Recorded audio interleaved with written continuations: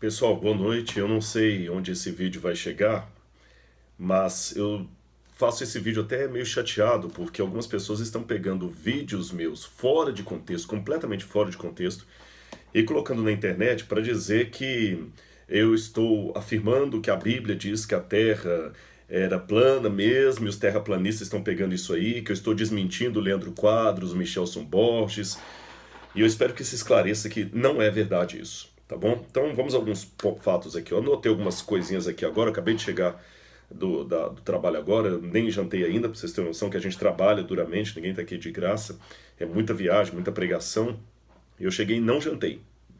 Agora aqui já são quase 11 horas da noite, mas eu vou mostrar para vocês primeiro um livro que eu acho que é um trabalho sério, que deveria ser lido. Eu cito esse livro na minha palestra, que é Inventando a Terra Plana, de Jeffrey Burton Russell, tá bom? Esse é um livro bom para vocês lerem. É lógico que essa edição que eu tenho aqui é uma edição antiga. A Sociedade Criacionista Brasileira deve ter uma edição mais recente. E esse aqui, The Genesis Creation Account, é um livro recente publicado por teólogos adventistas, mostrando a história do Gênesis e a relação do Gênesis com a ciência. Bom, deixe-me afirmar, para longe de qualquer questionamento, uma situação que seria até redundante, até pleonástica. Eu creio na Bíblia Sagrada. A Bíblia, para mim, é a palavra de Deus. Eu tenho vários exemplares da Bíblia. Esses livros todos estão aqui, são sobre Bíblia, sobre ciência, sobre religião. Eu dedico a minha vida a pregar a palavra de Deus. Agora, eu não preciso defender a Bíblia com coisas indefensáveis. Então, tudo bem, o pessoal está falando que eu disse que a Bíblia afirma que a Terra é plana. Não, o que eu não disse não foi isso. Eu disse foi que, na época bíblica, aquelas pessoas que viviam naquele tempo, havia alguns que acreditavam numa Terra plana, num disco. E eu falei aquilo dentro de um contexto muito específico. Eu estava querendo dizer que nós não podemos pegar literalmente o texto bíblico como sendo uma linguagem científica, porque Deus não se propôs a esse trabalho. Mas eu digo também na minha palestra lá que isso não significa que a Bíblia não contenha verdades científicas. Ela não usa uma linguagem científica. E nem os cientistas de hoje estão 100% usando uma linguagem científica. Por exemplo, os cientistas chamam de átomo, o que não é átomo, porque o átomo é divisível. Se você olhar a palavra átomo, é não divisível. Os cientistas falam também de pôr do sol, de nascer do sol. Mas todos os que usam essa linguagem sabem que se trata de uma linguagem figurada, uma linguagem imaginária. Não é que o sol está nascendo, ele não é uma criança para nascer ou se pondo. Ninguém acredita nisso. E se é assim com cientistas modernos, por que não pode ser com o escritor bíblico? Esse é o ponto. A Bíblia usa uma linguagem que chama de senso comum. O senso comum não é necessariamente uma mentira. Como eu disse, é um senso comum. Que é um exemplo de senso comum? Nós dizemos para as pessoas assim, vão com Deus, que Deus te acompanhe. Mas veja bem, pelo que eu entendo, Deus é onipresente. Se Deus é onipresente, fica sem sentido falar vá com Deus. Se eu entender isso literalmente, como se Deus fosse com uma pessoa ou voltasse com ela, se ausentando do lugar original. A fórmula de falar vá com Deus, fique com Ele, significa uma maneira poética ou simbólica de dizer que Deus esteja com você. Como se houvesse algum lugar onde Deus não pudesse estar. A linguagem humana, meus irmãos, ela é passiva de limitações. A linguagem humana, coloque na sua cabeça, ela não consegue descrever exatamente a realidade. Nós só falamos da realidade muitas vezes como um espelho. A nossa linguagem aqui da Terra, ela não tem o vocabulário do céu. Ela não tem todo o estilo do céu. Então nós descrevemos até a eternidade, como disse Paulo, como por um espelho. Agora, o que é a Bíblia? É Deus usando essa linguagem humana para comunicar as suas verdades. Eu gosto de usar uma frase que Deus fala com sotaque humano. Se Deus na Bíblia fala com sotaque humano e o sotaque humano é imperfeito, Deus vai usar uma linguagem imperfeita. Porque se Deus usasse a linguagem dos anjos, meus irmãos, ninguém entenderia. Esse é o ponto. Agora, tudo bem, o pessoal defensor da doutrina da Terra plana diz que nós estamos vendendo-nos a ciência e para dizer que a Terra é redonda. Em primeiro lugar, deixe-me dizer que a Terra não é redonda. Eu não acredito que a Terra seja redonda. E antes que alguém pegue essa minha fala fora de contexto, deixe-me explicar por que eu não acredito que a Terra é redonda. Porque conversando com um amigo físico, ele disse que o mais correto é dizer que a Terra tem um formato esferoide, porque realmente ela é achatada nos polos, ela não é bem uma esfera, é esferoide. Então a Terra é esferoide, mas ela não é plana. Ah, mas a Bíblia fala, você mesmo afirma na sua palestra lá, que os escritores da Bíblia às vezes falam... Bom, em primeiro lugar, a Bíblia não tem uma doutrina sobre o formato da Terra. Não existe isso na Bíblia. A Bíblia tem uma doutrina sobre o sábado, sobre o santuário, mas não tem uma doutrina sobre o formato da Terra. Existem expressões poéticas que às vezes se contradizem. Quer um exemplo? Se a Terra, como dizem os terraplanistas, é um disco, porque eu mesmo cito na palestra lá que o texto lá do Hug em hebraico significa Deus circulando a Terra com um compasso. Se a Terra é um disco, como é que em algumas passagens da Bíblia fala da Terra de forma circular, em outras passagens fala dos 4 cantos da Terra? A Terra é um disco ou é um quadrado? Eu pergunto, é um disco ou um quadrado? Ou as duas coisas? Ou então o disco agora tem canto? Então, só se agora, desculpe a ironia, para eu harmonizar a linguagem bíblica com a realidade, vou dizer então que a Terra é um disco, mas um disco que tem cantos. Mas quando a geometria me diz que um círculo não tem canto, não, a geometria está errada, porque é do diabo, eu tenho que ficar com a Bíblia, não com a geometria. Porque a Bíblia diz que a Terra é um disco e que tem cantos. A Bíblia está certa, a geometria está errada. Será que é por aí, meus irmãos? Outra questão. A Bíblia fala das janelas do céu, das comportas do céu. E no Gênesis dá a entender que a água da chuva não ficaria nas nuvens, ficaria atrás dessas janelas. E que Deus abriu essas janelas e o aguaceiro caiu. Agora, com qual dos céus que eu fico? O céu do Gênesis, que parece uma cúpula maciça de metal, ou com os céus de Jó e de Isaías, que compara o céu como uma cortina? Se você olhar a descrição do Gênesis, parece que o céu é uma cúpula firme, sólida, com colunas nesse firmamento. Se eu olhar o Gênesis, se eu olhar o céu de Isaías, lá fala que o céu é como se fosse uma tenda de beduíno sem colunas, amarrada no chão. Então o céu é uma cúpula ou é uma tenda? Rodrigo, isso é linguagem poética, mas é claro que é linguagem poética. Agora o que me chama a atenção é que, dando uma olhada nas propostas aqui dos terraplanistas, eles admitem a linguagem poética. Quando fala, por exemplo, da Terra como do céu como sendo uma tenda, não, aquele é linguagem poética. Tá, mas qual o critério que eles usam para dizer o que é linguagem poética e o que não é? Eu tenho uma passagem aqui, por exemplo, em Jó, que me complica, porque eles falam assim, por exemplo, Jó capítulo 26, verso 7. Ele estende o norte sobre o vazio e faz pairar a terra sobre o nada. Essa palavra pairar aqui talvez não está bem traduzida. Você tem o hebraico, a palavra talá. Talá significa pendurar, suspender, com o uso de cordas. Então o que Jó está dizendo aqui em 26, verso 7, é que Deus suspende a terra, supostamente com cordas. Por que supostamente? Porque naquela época, esse verbo talá vai aparecer sempre no sentido de enforcar uma pessoa, suspender alguma coisa usando cordas, erguer alguma coisa usando cordas. Eles não imaginavam levitação. O texto original hebraico aqui não fala levitação. Fala que Deus suspende a terra com cordas sobre o nada. Aí eu tenho 2 problemas. Primeiro, onde estão as cordas? Se Deus suspende a terra com cordas, onde estão essas cordas que ninguém viu? Ou são os anjos que seguram?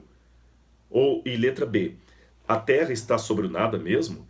Todos nós sabemos que o universo não é necessariamente nada. Aqui nós temos gases, nós temos ondas plásmicas, nós temos radiação, temos luz, temos gravidade, temos corpos celestes. A Terra não está sobre o nada, sobre o vazio. Existem coisas aqui. Ou eu interpreto essa linguagem de Jó como sendo poesia, ou eu literalizo isso aqui e vou ter uma série de problemas. E mais, quando você vai lendo Jó, aqui ele fala mais coisas também. Ele fala do abismo estando desnudo, fala do dragão veloz. Onde é que existiu esse dragão veloz? Porque eu nunca vi na fauna nenhum dragão veloz. Será que é algum animal extinto? E mais, aqui também ele vai falando outras questões, quando ele fala dos paquidermes que tremem debaixo das águas com seus habitantes. Meus amigos, eu não acho que é por aí. Outro detalhe, que é mais um exemplo, a Bíblia também fala em Eclesiastes, deixe-me lembrar, Eclesiastes capítulo 1, verso 7, todos os rios correm para o mar. Todos os rios correm para o mar. Só que interessante, vá ao Amazonas e você vê lá o Rio Negro, por exemplo, não corre para o mar. Como é que eu faço? Será então que eu vou pegar toda a geografia que até agora foi ensinada e dizer que ela está errada? O Rio Negro não corre para o mar. O que eu faço com essa evidência? Irmãos, me dizem. Eclesiastes capítulo 1, verso 7. Todos os rios correm para o mar. Mas lá eu tenho o Rio Negro, como vários outros rios, que não correm para o mar. O que eu faço com essa verdade geográfica? Eu jogo para lá, falo que é complô da NASA, que é complô dos geógrafos. Irmãos, Jesus falou também que o grão de mostarda é menor de todas as sementes. E a botânica tem sementes menores que a do grão de mostarda. Então, será que Jesus errou ou é um complô dos botânicos para me tirar a fé em Jesus? Eu não creio nisso, sabe? Sinceramente, eu fico pensando às vezes. Eu entrei para a Igreja Adventista em 1984, me batizei, 25 de fevereiro de 1984. E de lá para cá, irmãos, eu tenho uma coleção de novidades, entre aspas, que aparecem por aí. Eu lembro de uma época dos irmãos do carreirismo, que surgiu em Belo Horizonte, colocando uma nova modalidade da justificação pela fé. Depois surgiu um irmão lá em Rondônia, que eu encontrei lá, que escreveu um livro defendendo que o sangue literal de Jesus estava no santuário celestial. Que Jesus aspergiu o sangue de verdade no santuário celestial. E fez toda a doutrina. Depois, uma vez, aqui quando eu estava no NASP, chegou um também com um livro escrito que João não era o discípulo amado. Depois teve um outro que propôs a ideia da teoria do Triângulo das Bermudas como sendo o lugar onde ficaria o trono de Satanás. Depois surgiu o pessoal dos 7 reis. Depois do pessoal dos 7 reis, surgiu o pessoal da Trindade. Aí agora, cansado da Trindade, surgiu o pessoal da Terra plana. Sabe o que eu vejo em comum com todos esses grupos? Vocês me permitam falar?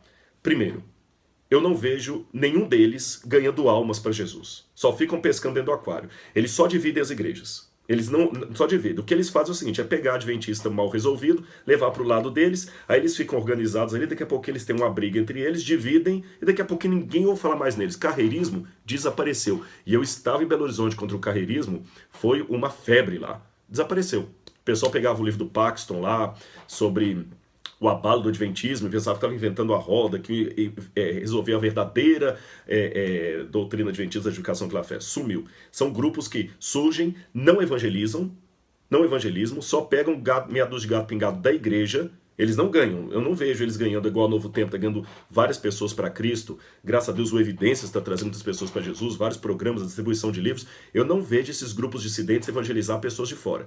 Eles só ficam pescando, dando dúvidas em quem já está dentro. Estranho esse trabalho missionário, né? Segundo, depois que eles começam a crescer um pouquinho, daqui a pouquinho dividem. Desaparecem na história, ninguém mais fala deles. Outra evidência, outro ponto comum em todos eles. Cada um pega aquilo que ele descobriu e coloca como a verdade suprema. O pessoal que negava a Trindade achava que a verdadeira doutrina do Espírito Santo era aquilo que tinha que falar. O pessoal dos 7 reis achava que era aquilo. O pessoal do sangue de Jesus no santuário celestial dizia que era aquilo. Quer dizer, cada um pega aquele pontinho que ele descobriu e torna aquilo o centro do evangelho. Tudo tem que gravitar em torno daquilo. Estranho também esse tipo de comportamento. E sabe, eu fico pensando se isso não é coisa do diabo para fazer a gente parar de pregar o evangelho, porque o tempo que às vezes o Michelson, o Leandro Quadros ou eu, qualquer um, podíamos estar preparando um sermão, tem que ficar preparando resposta. Engraçado que Jesus manda na Bíblia que nós preparemos a verdade, pregar a verdade, não ficar preparando resposta para isso. Às vezes a gente é obrigado a dar algumas respostas por causa dos sinceros, que ficam meio sem saber o que fazer. Por isso que eu estou dando essa resposta no vídeo. E tem mais um detalhe também desses grupos. Todas as vezes que a gente cita o hebraico, que a gente cita os teólogos, aí eles vêm assim, não, mas esses teólogos são pessoas vendidas, Deus leva os leigos. Parece agora ser teólogo, ter um doutorado é uma ofensa. Aquele site adventista.com... Nossa, mãe, o meu primeiro defeito, algumas vezes que me citaram lá, é ser doutor em teologia. Colocam doutor entre aspas, fazem piadinha disso, olha o teólogo, doutor, esses doutores em divindade, não sei o que. Então me perdoem-me, eu fiz o grande pecado de cursar doutorado, não deveria. Eu nunca li na Bíblia que eu não podia fazer doutorado. E sabe, a mesma coisa eu estou fazendo agora, não os cientistas todos, os físicos, porque eu não conheço nenhum físico sério que diga que a Terra é plana. Nenhum. É só aventureiro. Mas eles mostram assim, um físico lá de 1802, um cara anônimo. Eu não vejo nada disso hoje. Criacionistas sérios em pesquisa tem um monte, mas gente defendendo Terra plana, mostra para mim os físicos onde é que estão. Mas aí respondem a mesma coisa que falam dos teólogos. Não posso acreditar nos cientistas, eu tenho que acreditar na Bíblia. Meu amigo, se você assim é tão avesso às pessoas especialistas, então vou te dar uma sugestão, não vá mais a médico. Procure os raizeiros. Porque na hora que você está doente, todo mundo tem uma receita. Todo mundo tem uma receita para te dar. Você já notou isso? Fica doente para você ver. Um fala que é bom você tomar bálsamo, outro fala que é bom tomar gengibre, outro fala que é bom tomar confrei, aí vem o pessoal das ervas lá. Então, abandona os médicos. Para que ir a médico? É verdade, vamos procurar só os raizeiros, porque a medicina também deve estar vendida. Se a NASA está vendida, por que a medicina também não está? Eu não estou com isso querendo negar que exista realmente no grande conflito uma força de ateus querendo dominar as ciências contra a Bíblia. Mas, meus amigos, vamos ser coerentes, não é? Não vamos agora enfeitar o pavão ou tentar descobrir aquilo que não é. E mais uma coisa, ao colocarem meu vídeo, sejam honestos. Alguns falam assim, mas nós fomos, lá na hora da fala, a gente diz que você acredita numa terra esférica e que você não acredita na terra plana. Eu sei que vocês disseram isso, mas no título está assim, eu ouvi alguns títulos lá assim, arqueólogo adventista admite a terra plana. Arqueólogo adventista afirma que a Bíblia ensina a terra plana. Rodrigo Silva desmente Leandro Quadros. Meus irmãos, isso é imprensa marrom. Eu lembro uma vez em Belo Horizonte que eu vi um jornal numa banca escrito assim, Xuxa com AIDS, com letras garrafais.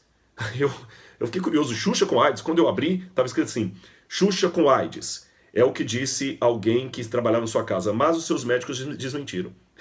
Percebeu a jogada? O próprio artigo dizia que era um boato que ela estava com AIDS, mas na chamada colocaram Xuxa com AIDS. Parece aqueles tabloides desses programas de policial, sabe? Homem nu, leva tiro a queima-roupa, só para te chamar atenção.